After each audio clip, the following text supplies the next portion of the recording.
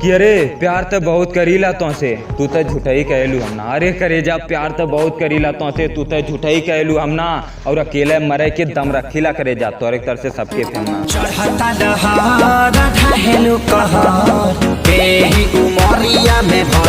कि अरे जब वो जानी अपने घरा से कोचिंगिया उनके एक नजर देखते ना जाने हमार दिलवा कहाँ खो जाला हो। और का बताएं ये भवा जब वो हमसे होनी क्रॉसिंग सरवा हमारे साइकिलिया का हंडिलवा अपने आप हर हो जाला हो।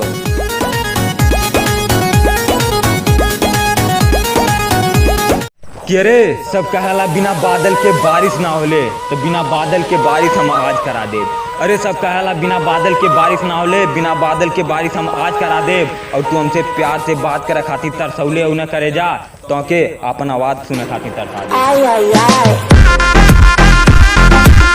कि अरे केहू केहू के ना है यहाँ सब खाली वक्त गिनावेला। अरे केहू केहू के ना है यहाँ खाली सब वक्त गिनावेला।